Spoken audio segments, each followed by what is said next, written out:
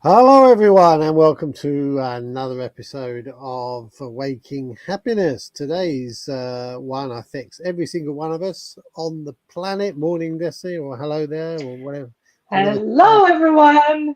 time zone you're in when you're watching this. We're today the topic is, why do we apologize, or why do we say sorry, or why? And wow, this is, when you actually get into this, and we've been having a little bit of a chat about it, which is why this is a bit a bit later than scheduled by an hour or more, is that um, this is a complex subject. Apologies and apologizing and saying sorry has become almost like, it's become so overused, and people are expecting other people to say sorry uh unrealistically, really. Like, I might say something like, what Watford's a terrible place to live, and some real Watford enthusiast, and I'm a Watford enthusiast, by the way, might turn around and say, I'm offended by that statement. Right now, the issuance of that statement, I'm offended by what you've said, right, is basically saying, I disagree with you, and what you've done is just annoy me or just offended me with what you said. So I'm almost now saying I expect an apology. I expect to say, oh, sorry, I've offended you. Sorry about that. And Well, we'll go into the psychology of this yeah, in a minute. You're jumping ahead of it. okay. But people do. They're walking Mm. along, and they haven't. Someone's coming the other direction, for example, and you almost walk in. Those moments where you both go the same way, and oh, sorry about that. Nothing's happened. What on earth are you sorry about? Like, We mentioned earlier another one where somebody says, "Oh, I'm not very well today. I'm not feeling 100%. I've got a headache. I've got tummy ache or whatever. I have a bug." And the other person says, "Oh, I'm sorry to hear that." hmm. What does that mean? Well, did you have to, is it for your fault that the other person is ill, or is it like you're feeling sorry that you're not sick as well? I don't know what it means. Like, and you mentioned something earlier. Like, where did all this, like, apologies come from? Now, like, if I stood on your foot, right? Um, I am sorry that I have stood on your foot. I have basically caused you some pain, more than likely, as I'm heavier than you, and like, I probably caused you some pain. I'm sorry to have caused you that pain, right? So I can say sorry in that circumstance, and I think I'm totally justified in doing it. And the other person might be expecting a sorry, whether they get one or not. They might call me a rude something or other if I go away without having done that. But or you're in a shopping centre and you bash into someone accidentally, or you turn round and you hit someone with your elbow. Right? It's a totally legitimate use of the word sorry, is it not? So yeah, so that's the righting of a wrong. You've done something to your neighbor, you've broken the fence, you say, "Oh, I'm sorry, neighbor, I'm gonna fix it now." Hmm. So it's an exchange of somehow an exchange of energy where you think you shouldn't have done something because it's now causing the other person. You put yourself into the other person's shoes and you see that they might not like this. So you, without your intention, you've caused them this grievance, and because you're a good guy, like we all are, we're all inherently good, and we want to be dealing and getting on with our neighbors in a good way. So we realize we've done something wrong and we want to fix that. Now, But so it's has it got to be by accident? That's the well, thing. It shouldn't be, there shouldn't be an intent of, okay, I'm not going to break the fence and then I'm going to go and say sorry. So again, to their good books. uh, yeah, or it could be, like, sorry in the I'm sorry to hear that. For example, is the word sorry there is being used as I'm empathizing with your situation, and I'm almost like there's sorrow in it that that situation Mm. can't be good. Therefore, so I think that's a use of sorry that we've drifted into, perhaps. I don't know, but that's definitely a use of it, isn't it? I hear that all the time. Yeah, I'm sorry to hear that. Sorry that you've had a bad day. I'm sorry that that's happened or this has So happened. it's actually we're using the word sorry, but we need to actually use the word I apologize. Is that what you mean? Instead of because sorry, yeah, that means I've sympathized with how you're feeling, and I totally understand. I get it. It's really not easy. I have sorrow for you. So in that case, we're not apologizing. So, That's but then we're misusing the word sorry in other places. yeah. I mean, I apologize for treading on your foot is a polite way of saying I'm sorry for treading on your foot. It's like both of those are because they're qualified, aren't they? Like I wouldn't be saying sorry if I purposefully and intentionally trod on someone's foot. I say, how do you feel about Well, that's what the kids get to learn very early at school. So that? there will be the occasional um, somebody who will be really finding joy in going about and causing the others a bit of a disturbance and distress. So there will be like, Miss, he did this and he didn't say sorry. Oh, Miss, he did this on purpose and he didn't say sorry. So you have to teach, I had to teach the children that actually, if he did it on purpose, he would be sorry for, because he did it on purpose. He just wanted to do it. It didn't happen by accident. Yeah. And he obviously isn't sorry when he says, I'm sorry, with an attitude, because he So was made or she was made to say sorry. so it's really interesting, isn't it? Because and this could be a bit in the psychology bit, but like if something happens, like we heard this the other day. So we're in someone's out in a field where they're walking dogs, right? And like everyone, yeah, the humans, if you like, they've got their animals, their dogs, and they're running around and enjoying themselves in this big wide open field. And the people don't know each other, and the dogs clearly don't know each other, or whatever. And then somebody has a little Well, bit of let's put this one. Yeah. a faux Hmm. pas with the other person's dog, i.e., they might have fallen over the dog, or the dog's jumped up at them and pushed them over, or some things happened. Covered them in mud Yeah, or did something. yeah, and Spilled their drink. there is an expectation of an apology because something has happened. Now the dog's clearly not going to give one, are they? So the expectation is that the controller of the dog, not in a robotic like some kind of Remote control.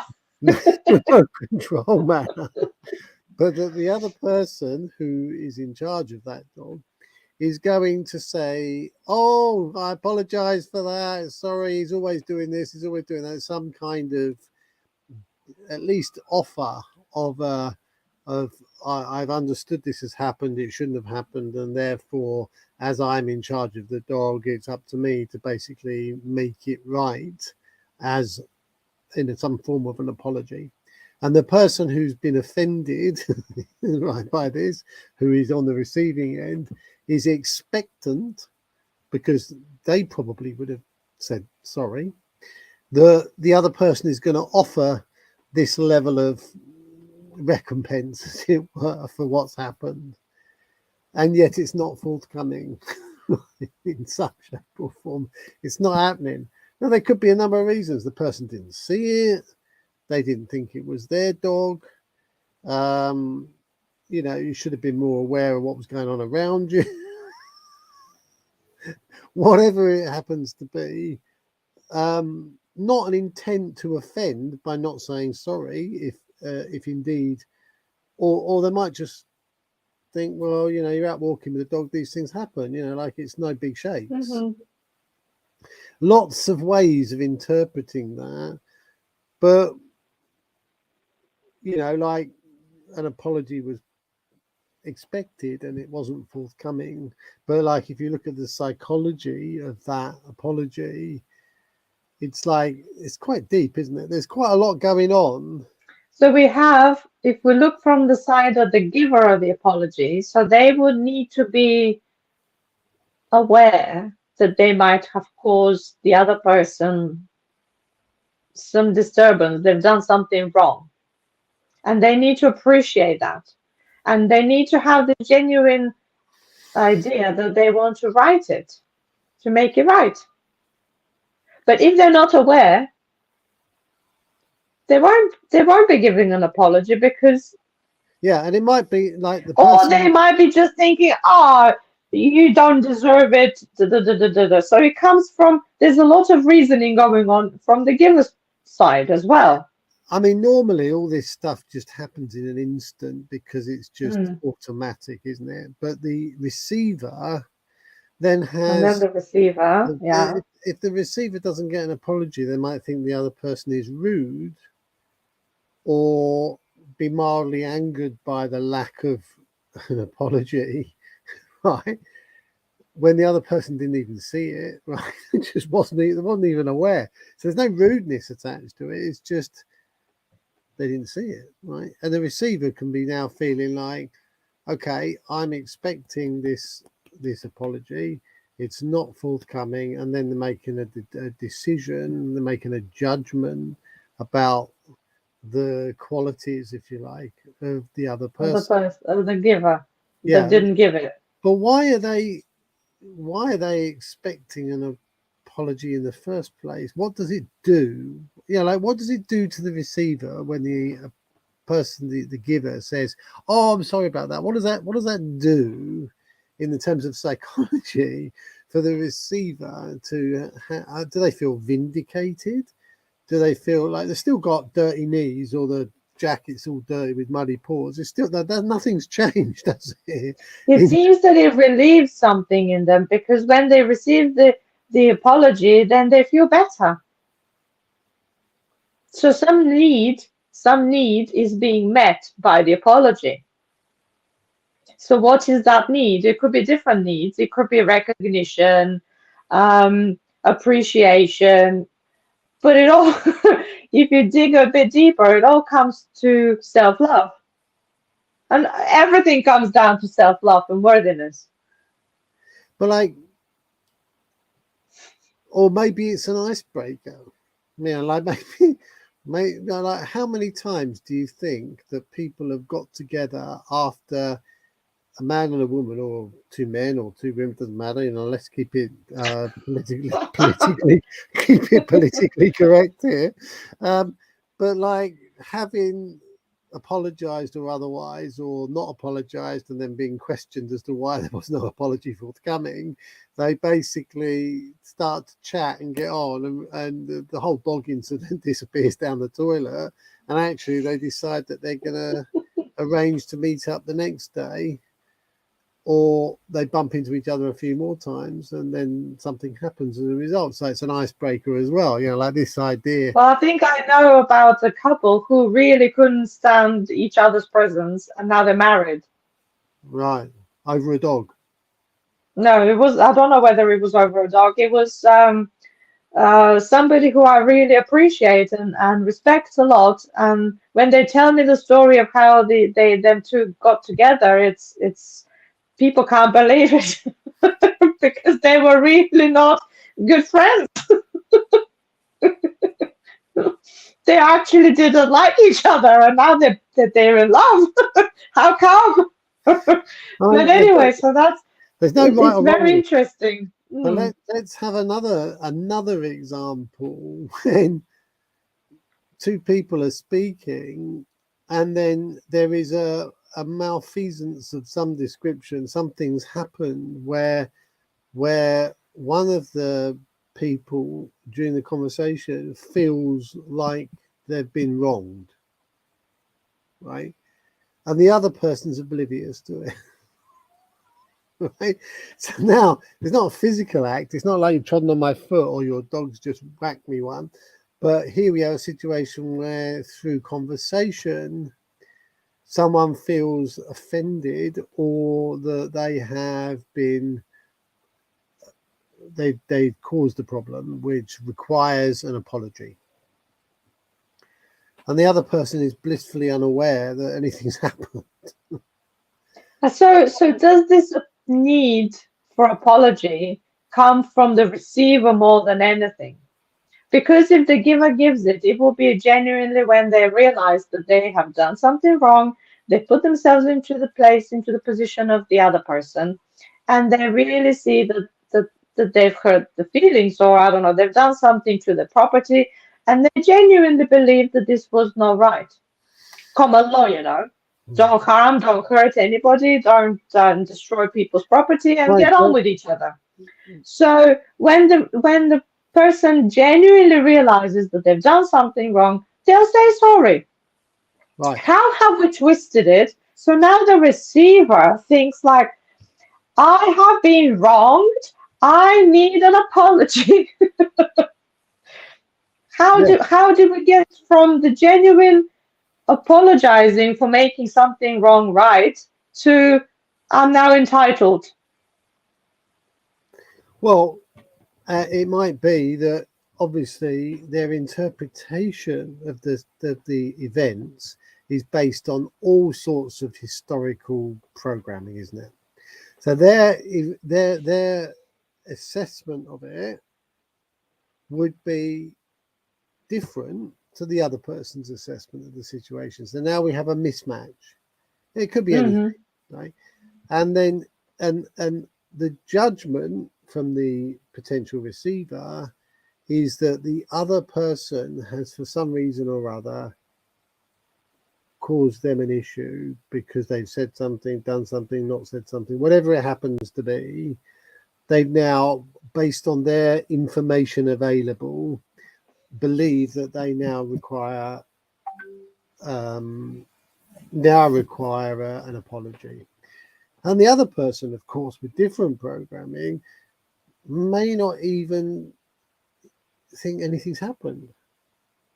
Well, that's why there are all these court cases of people falling out with each other and fighting over a goat. Well, yeah, that's a physical entity. That's property, isn't it? This is about ideology, really, isn't it? Your ideology, yeah, okay, that too. Oh, he did this. No, I didn't do that. Well, why did you do that? And why, like how's that crossed another person just because they feel aggrieved? It's like, okay, and it's like Ricky Gervais, like he's basically talking about people who claim to be offended by something, and it's like, well, yeah, okay, you might be offended, like you've taken an offence. I haven't given it. You've taken it because of your beliefs and you've decided that you don't like it. Okay, brilliant. Off you go then. You don't like it. You have to watch it, do you? Right. I like how the English language actually is very good at explaining what's happening with your emotions. So you have taken an offense, which I haven't given. Yeah. So there it is. You've taken, but I've not given. So okay, but you've taken it from somewhere. I don't know where, but I haven't given it. For me to be able to offend these people, I have to understand them intimately to the point where I can say something which I know damn well is going to offend them, right? But if I don't know them from Adam, how do I know how they think?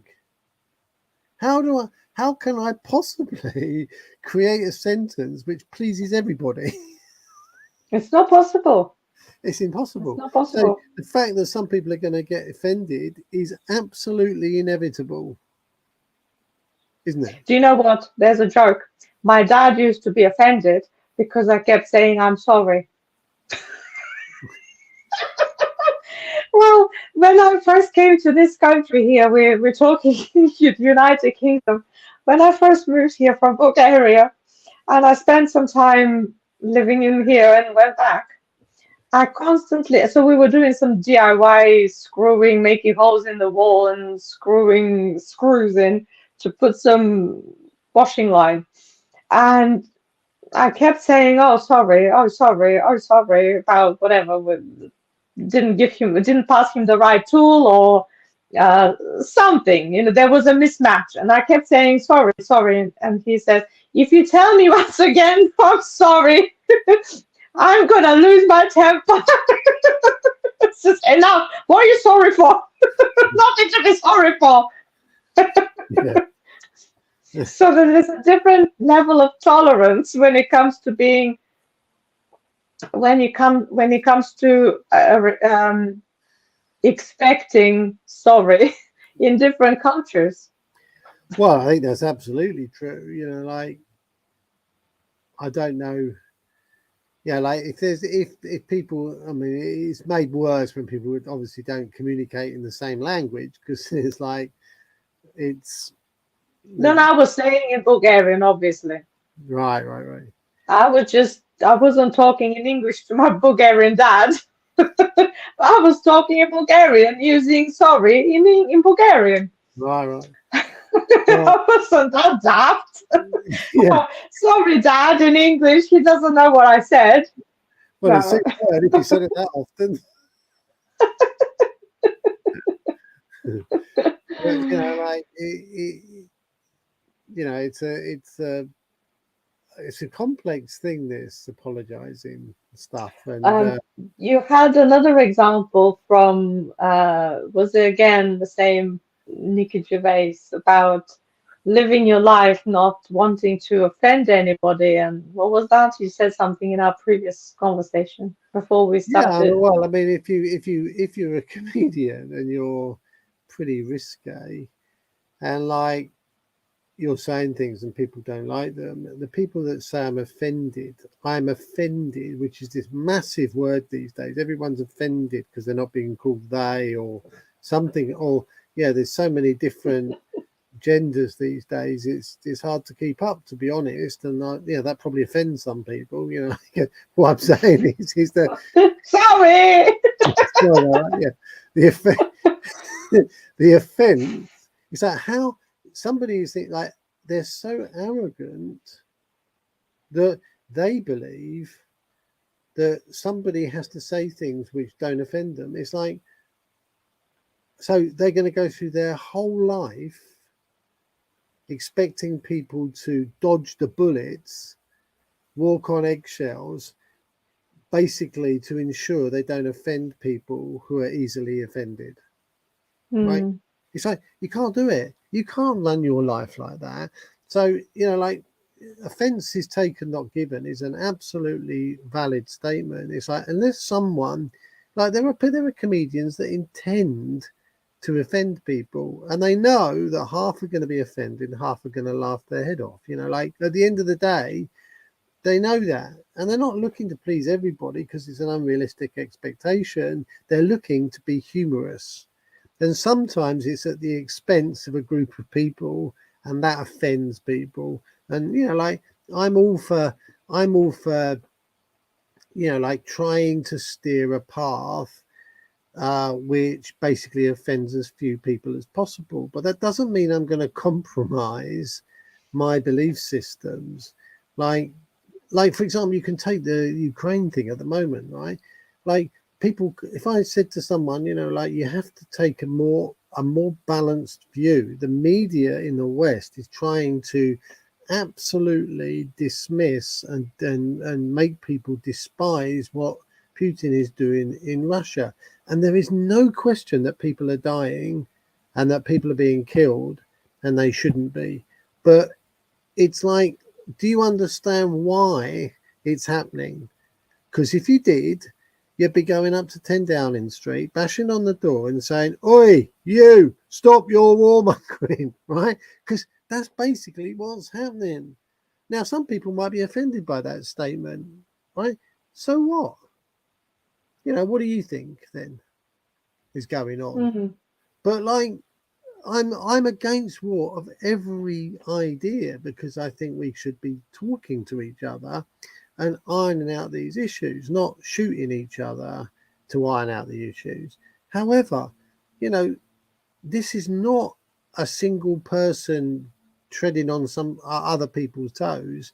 This is a cause and effect situation, as they always are, and somebody feels like they've been defiled, really, and people have gone back on their word, people have gone back on treaties, people have gone back on stuff. So, and like, people get offended for all sorts of reasons, but like, you just need to go into the detail. If you're feeling offended, it's not your job to shout at the other person, it's to do more research and to find out the truth, so that you can see whether your emotion is valid or not. Then you might be able to do something about it. But I just think that, this idea of people being offended all the time is just an absolute nonsense. I really can't, like, if people want to be offended, then go for it, like, but don't expect other people to change just because you've decided you're offended. It brings me back to this triggering um, thing. So when you are triggered that you want an apology, why is it? What is it inside of you that is triggering that need? Mm. Is it because you think the other person, and there's the golden nugget. What am I blaming the other person to be when I'm expecting their apology? And if I don't get it, what am I labeling this other person to be? This is where the work is. Mm. Oh, she is very inconsiderate. Okay, there's one label. She's very arrogant. There's another label. And so these are the triggers. These are the things that we can either make peace with and find them within ourselves. Some part of us is exactly that, because we have eyes to see it in others. That means we have it in ourselves. And make peace with that and accept it. Or you keep getting offended and you keep getting triggered. Mm. And it's causing you the grief, not the person who supposedly, or in your eyes, Who's the target? Mm. made you to be feeling that way. So that was my thing. I was telling my daughter the other day, if you learn something from me, there's that one golden piece of nugget. Whatever you label others, that's who you are. So work on that. Well, isn't that the, you're not, you are not what, um I am not who you who say you I think am. I am. You are who you think I am. You are who you think I am. So that's just the mirror reflecting back. Yeah, yeah, yeah. And then what do you do about this when you find out? Okay, all right, I'm thinking now. I got offended. Oh, I think this other person is arrogant. Ah, okay, so that means I have eyes to see arrogant. That means I have arrogance in me. Whereabouts in my life do I like behave as an arrogant person that I don't want to see? And my ego is telling me that it's outside. It's not you, it's outside. You can see there, but it's actually us. So whereabouts in my life am I doing this? Mm. And it might not be very easy to see, but it will be there to see, to find, to heal, to accept. Well, it's very, yeah. This is the other thing, and this was a book that was released some years ago, 3 or 4 years ago, where basically someone who's running a company, and this guy used to work with people who were running companies, and he's basically, it was, I think the book was called Triggers, but anyway, Yeah. this guy said, like, get the stakeholders. These are the people that know you best, who are interacting with you most. Get them to agree to basically have an absolutely discreet conversation about you with somebody else, and that person's him, the person who wrote the triggers. And he basically went round and he summarized all of their responses to the various questions that were they both agreed to ask. And they came back, and basically this person came back with all the anonymous responses, and said, 6 people out of the 7 or 8 said this about you. And then they said this, and went through all the answers. And it's like, really? They think, right? Because it's so difficult for you to see it for yourself. And one of the things Yeah. that stuck in my head was that the guy was running the company from a really, really, when it was very tiny to when it was very, very huge. And what happened was, when the company was small, he was basically um, not claiming much back on expenses. When businesses are small, your income and your expenses are just funded out of the same pot. So it doesn't matter whether it's a company expense or not. It's your money at the end of the day, whether you put it down against the company or Yeah. so it's kind of irrelevant except for tax purposes. But it basically cuts down the expenses, doesn't submit expenses for things like, I've been for a coffee with someone, like I just paid for it. Like, I'm not going to claim that. It's not even worth doing the paperwork. But his idea was, at the end of the day, I'm taking this money out of the company for my salary, and, I will deal with my expenses out of that. I'm not going to claim it back against the company because the company's small, could do without the expense. And I'd rather reinvest that money into the business so it grows. Anyway, it grew massively, and then they had sales teams and all this kind of stuff, and everybody thought that this guy was tight, didn't pay expenses, was like they basically wouldn't go out and entertain clients because they knew that was a real problem, claiming back those expenses, right? So basically they just thought he was a mean, like really quite restrictive and stuff like that. Anyway, that's because they didn't know where he started, because he was still doing it. Even when the company was big, he was still doing the same thing.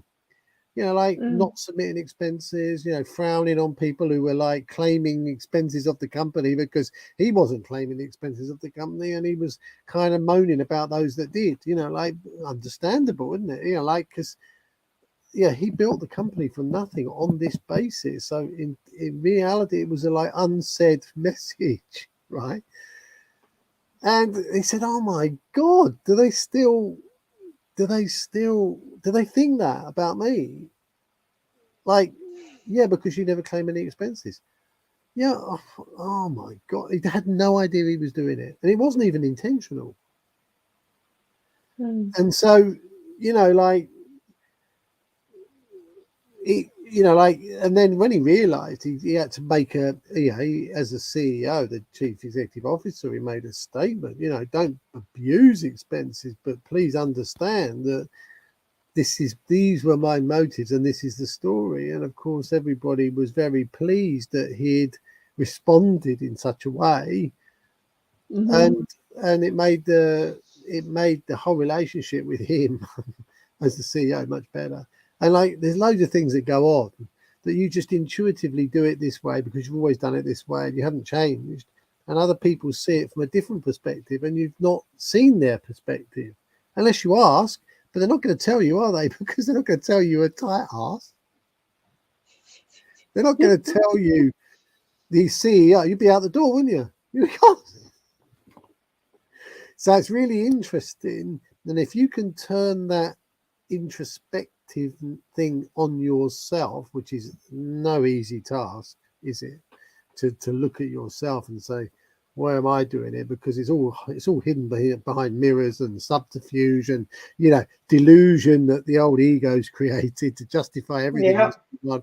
Right. It's hard to spot these things, which is why it's so good to work with someone who understands how to get at these things and help you to understand them. Because doing it alone is hard. It's very hard, and It is very hard. it's painful too, And because it takes long. It takes long and it's painful, and it's sometimes you end up valleys that have no end or no exit, or they block dead ends, and you need to come back and find another way. And oh, You know, yeah, I did it. I did this, right, and I did it from a Link for Growth perspective. And the first thing is you have to understand is you're not a bad person. You're not a bad person. And then you have to understand that these people are saying this not because they don't like you, but because they're encouraged by the opportunity to contribute to you getting better. But you can only do it if you come from that area. If you come from anything different, like, oh, they're criticizing me, or they don't like me, if you come from that angle, forget it. You know, like you're not, it's not going to work.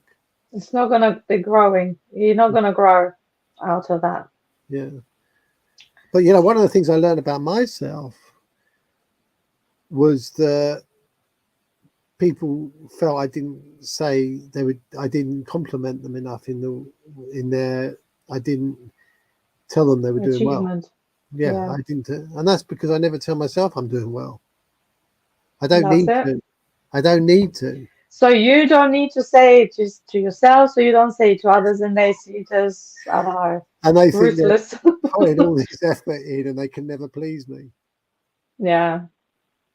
So that was a simple example, my own example, and I thought, my God, yeah, I bet that's true.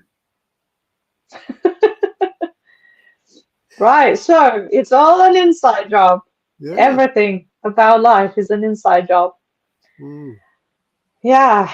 I go in the morning to wash my face and, what we do in the morning, brush your teeth and all of this. Brush my teeth, not yours.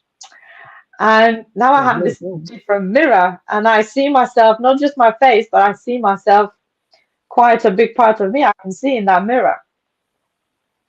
And my first reaction is, gosh, I'm not as thin as I used to be. And my next response is, that's great. How can I actually love myself in this body, walking around at this stage of my life and being proud of that body, whatever it looks like? And I bet you when you actually start to love your body the way it is, it will become even better. It will transform. But we're not doing it with the ulterior motive of, "Oh, I'm going to love my body now so it can become better so I can love it more." And I think we're a little bit deviating from the subject of apologizing, but still, it's all an inside job, loving ourselves. So if I'm expecting other people to say, "Oh, sorry, look, you are not as skinny as you used to be. I'm so sorry. Oh, look, it's like the age is coming to bite you." Um, no, I don't need that. I don't believe that. It's up to me to decide. I don't need you to be telling me you're sorry. What are you sorry for? But, Like my but dad used to say, "Oh, if you say sorry again, I'm gonna be very angry." let me explain how this works, though. An apology, right, from a if it's misplaced, right, and the other person is like justifying why they did it. Right, so if you're looking in the mirror and you're apologizing for not being skinny, which is effectively what's going on here, then your other side saying, "Yeah, but I'm a bit older now. I'm not doing so much at sport or whatever." There's this justification, which is letting yourself off the hook, if it is a hook, Mhm. and that's another perception. Then you're justifying it. "Oh yeah, your dog's jumped up, but yeah, they're like that. They just do that. You just got to hold them down." Yeah, I didn't know that, did I? They jumped up at me like, but there's this justification which basically is an escape hatch for needing to apologise or say sorry, if indeed that's true in the first place. Like it's just this thing of it being a bit of a psychological mind mess. It's true. It is for both giver and receiver. Like, why should I expect an apology from them? Well, like, why am I offended? Like that question, Mhm. it's just I'm offended. Like, okay, no. So Yeah, like it's an interesting topic. And Do you one word, find yourself offended, people who watch us, viewers? Do you find yourself offended? If you do, maybe it's time to start looking into that. Just a suggestion. maybe on the back there, my Christmas decoration is going to offend someone because Christmas is over. Um, if they could recognise it as a Christmas decoration, it's It's a probably piece of tinsel. anyway. Hey ho. All right, well, let us know what you think on this topic. Subscribe Um, below. Tick on the like subscribe. if you did Mhm. like it. Of course, you liked it, and thanks for watching to the end. And make sure the bell's ticked so you get next one that gets posted. I'll put a link for this book that we talked about that Chris described. Tickers, It's yeah. called Triggers, Good book. in the description below. And if you need any help, get in touch. Okay. Bye for now. Bye. Bye.